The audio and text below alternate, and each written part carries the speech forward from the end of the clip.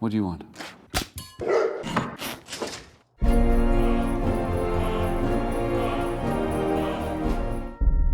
Whatever sort of world I make in a movie, I want it to come to life. I want the world to be an invention that fits together just so, I guess. The war began at midnight. Pfeiffelstadt fell by lunch under heavy shelling, and 10 battalions surged across the long western border. High Command advanced to Nebelsbad. Every time Wes makes a film, it's a whole world, and it's not just the script. There's a whole universe that has to be created along with it. Grand Budapest Hotel takes place in Europe, a fictional part of Central Europe, a place called the Republic of Zubrovka.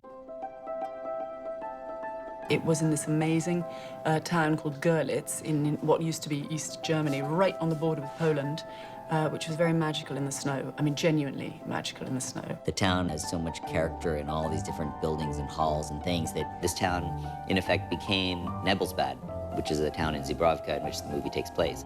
It is a fictional country. It opens up all of these opportunities to do really, really fun things. We built an entire array of documents and signage, Zubrovkan passports. We made a Zubrovkan flag. The currency, we designed Klubecks for Zubrovka. With any luck, she's left a few Klubecks for your old friend, but one never knows until the ink is dry on the death certificate. We invented bus lines and train lines and newspapers and things we only catch a glimpse of, but each and every one of them is impeccable. Mendel's again. Precisely. Who's got the throat slitter?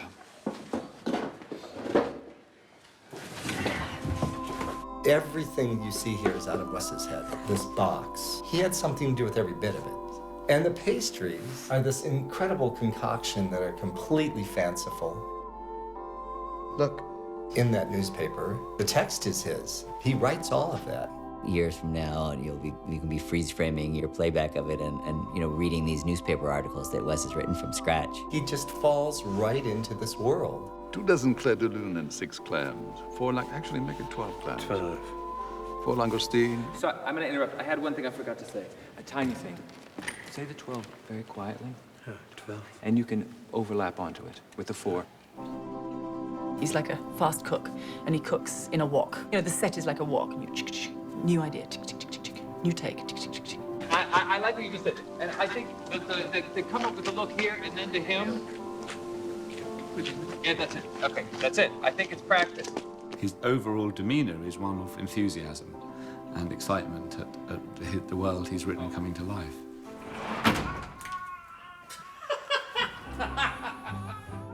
I feel like I have a very strong group to work with who I'm in sync with. Milena Canonero, who did the costumes, she's taking extras and tries to make each one a character. If you asked Milena, she could tell you the story behind them. Oh, no, this is the woman's uncle. He's just here for the weekend. She has her own idea of what the story of this person in the background is.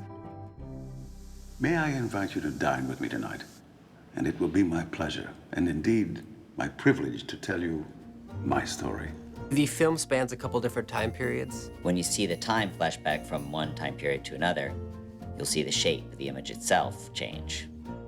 We shot the 60s part of the film in widescreen and the 30s in more of a square frame.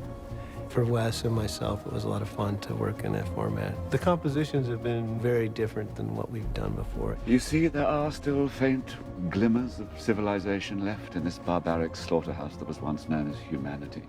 We worked a lot with models and miniatures that we built. The entire ski chase sequence, we built miniature trees and we flew the camera through them on skateboard wheels.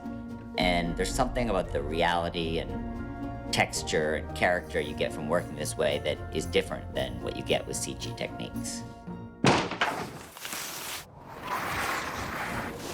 One of the charms of this movie is that it revisits a golden age that is so gone by. It's very romantic, it's very opulent, but really what it's all about, as in all of Wes's movies, because you can strip all that away, it's still all about great characters and great people that you want to know, who are on a journey of some kind. I think that's the treat. I think that's the Wes secret.